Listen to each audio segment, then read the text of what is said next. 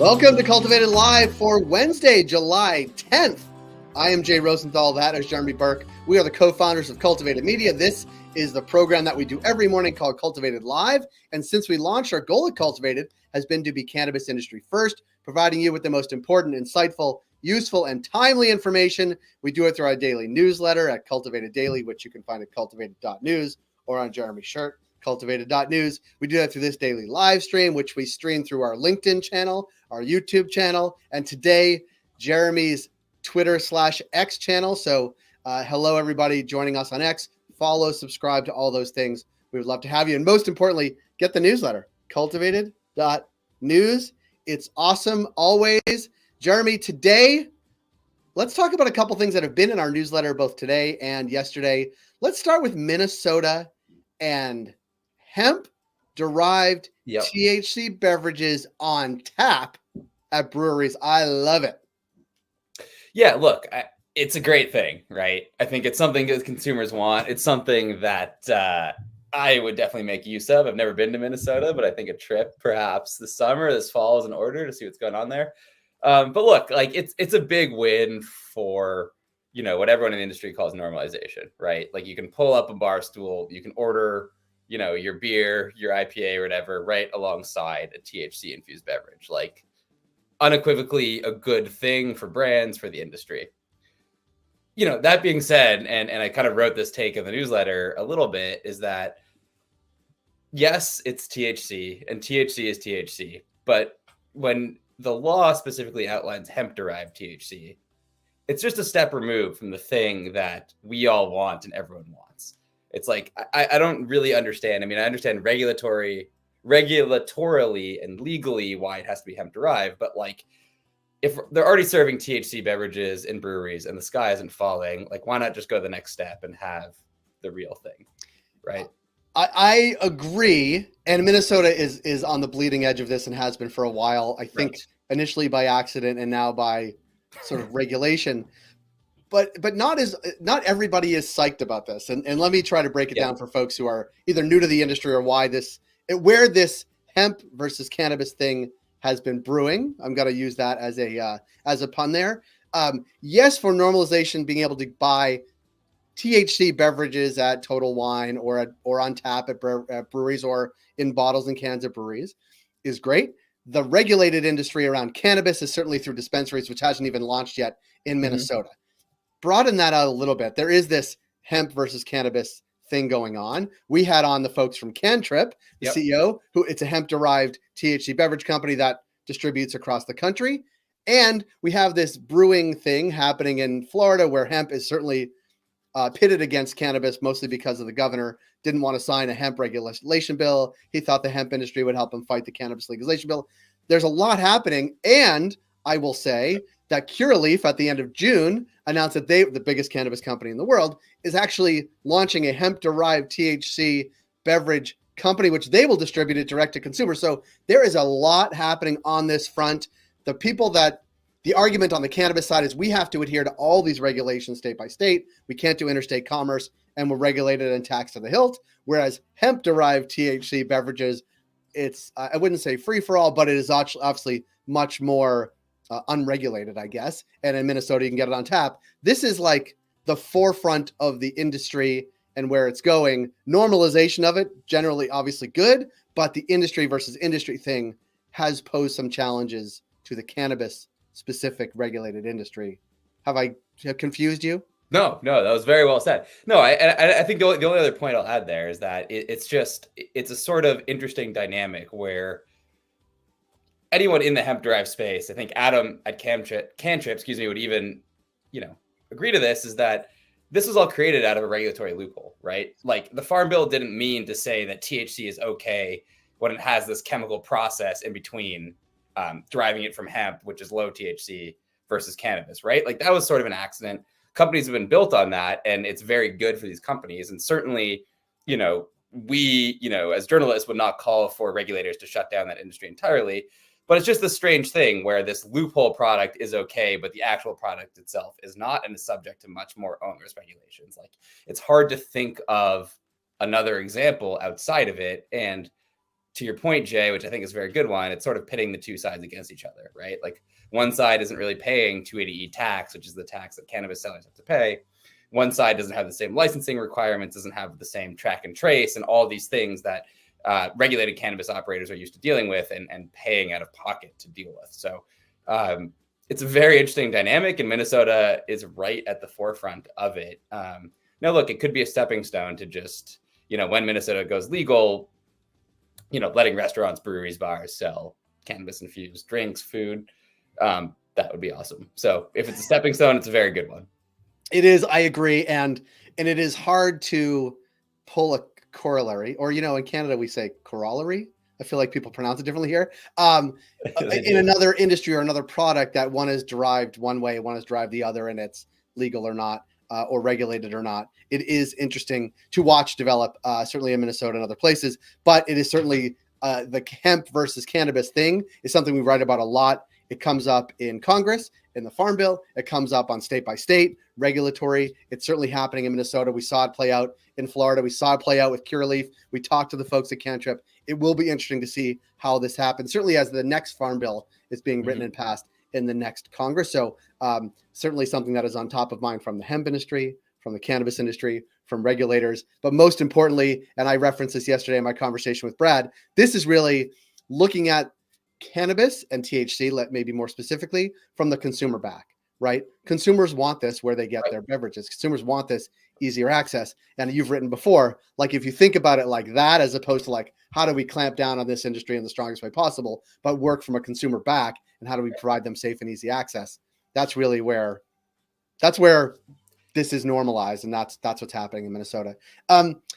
There's some social justice reform sort of happening in Congress right now. A bipartisan group, you wrote about this today, in Congress is looking to pass a bill to expunge, not pardon, but expunge low-level federal cannabis offenses. It's bipartisan, which is interesting because nothing really is bipartisan in Congress right now. It builds upon, I think, sort of what President Biden wants to do in terms of pardons. Talk a little bit about this, and is it a big deal, or is this like just piling on to a good idea?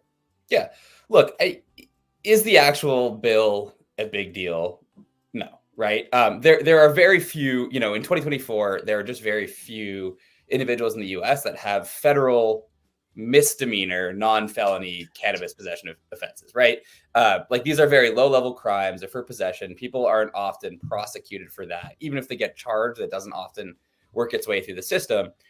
So it doesn't affect that many people, right?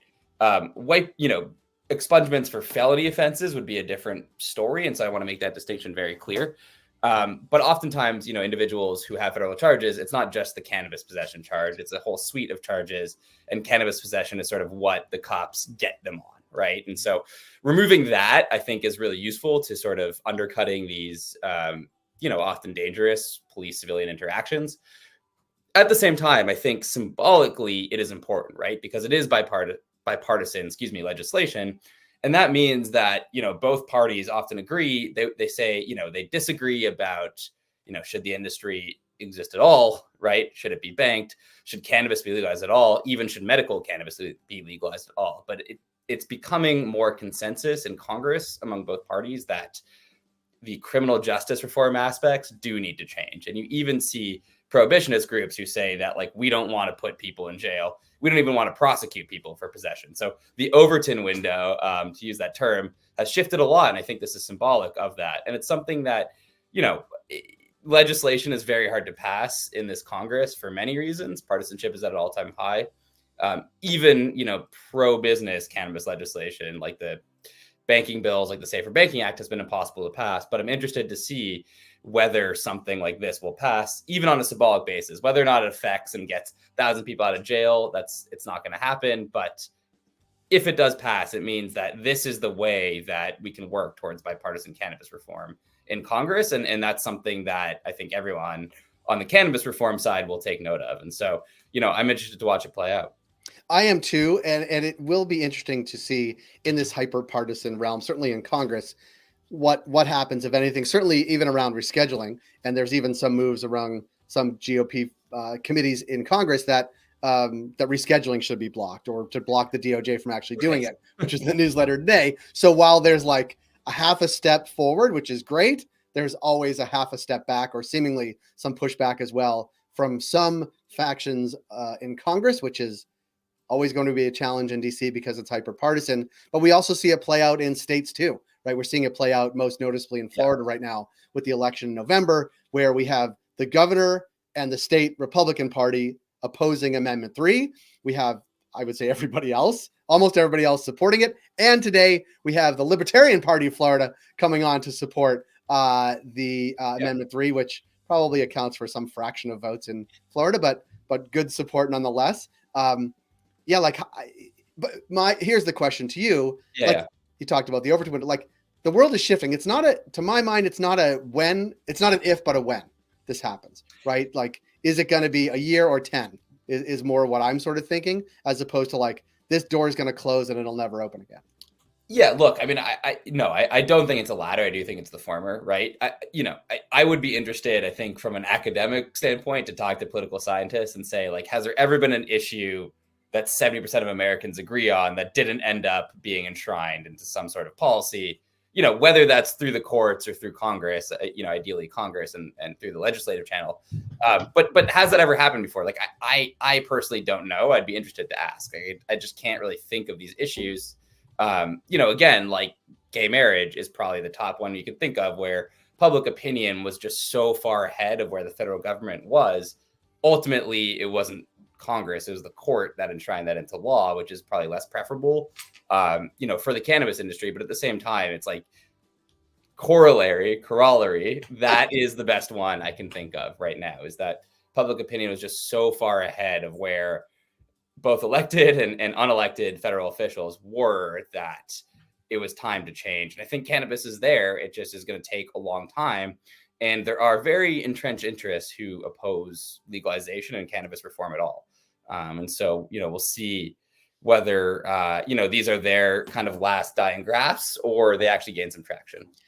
There is an issue that happens to be on the ballot in Florida that does have nearly as much support from voters and people, but also, I mean, abortion polls in the mid 60s, generally, access to abortion. So it is these two issues where we see one party who seems to be opposed to both of these two things, in light of, notwithstanding the fact that voters are opposed to, are in support of them. So there are two issues. They're both on the ballot in Florida. They both need 60%, I believe, to pass. It will be interesting to see what happens in Florida. But also, we've talked about a long time, and I don't know if you want to broach this subject. There are two old men running for president, and one is having a very rough time convincing people that he's young enough to run. We were talking about it up to the debate, even the day, maybe the day before the debate, we were talking about, would cannabis be mentioned in the debate? I'm not even sure that cannabis has been mentioned in the debate. It wasn't mentioned in the debate or since the debate, because there's one thing driving the presidential race right now, and cannabis is not really on the radar. Neither are a lot of other things. That seems to be a shame, certainly for cannabis, in that it's off the front page of the presidential race for Biden, at least. That can't be good. No. That's the least of it, but yes. Yeah, I'm gonna choose my words very, very carefully, since we're live in front of a few dozen people right now. I think yes, if Biden is looking for something to put a little wind in his sails right now, this is an issue he could adopt. But he could adopt it in more certain terms, right? Like him and his office claim that scheduling reform is a social justice, criminal justice move. I think it's fair to call it out and criticize it as it's not, right? It really does affect the industry and research much more than it affects policing and criminal justice reform. And so, categorizing that in the best way, most accurate way possible, I think, is step one. Step two is talking about his wins, right? Like, rescheduling, whether you like it or think it's a good thing, is the biggest federal change to drug policy in 50 years. Full stop, right? Like, you can go and tout that. It's popular, your base likes it, and even Republicans like it, right? It's not a wedge issue. It's an issue that is widely popular. So look, Biden could adopt that. I think that would be smart, but he's got bigger fish to fry at the moment. And, it's impossible for me to kind of read the tea leaves. I have no inside information from reporting, and I find it very hard to read the tea leaves on what Trump does or doesn't think. Like, I think his opinion on legalization will be basically the last person he talks to. Yeah. And so I don't know, if he wants to steal an issue from Biden, you could take this kind of pro-business states' rights track on it. But, right now, in fairness, he doesn't have to answer any questions by anybody because all the questions are being posed to the current president. And I think the one question Trump will have to answer, I believe, is about the Florida Amendment 3, because that is where he lives. That's where he votes. Although not many people get to ask him any questions because he's not really public in that way.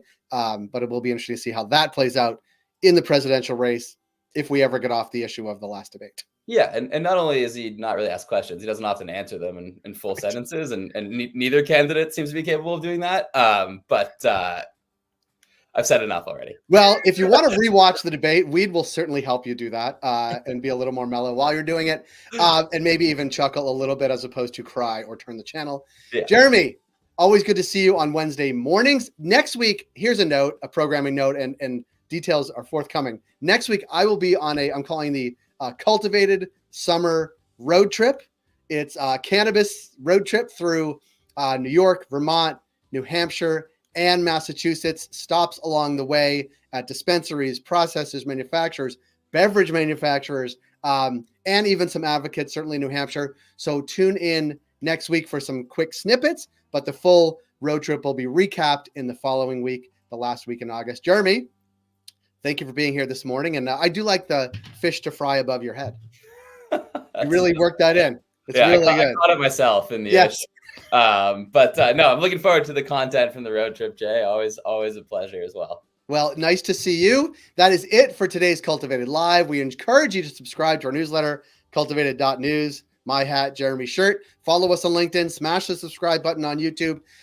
I'll be back here tomorrow with Krista Raymer, as always on Thursdays, talking about cannabis retail.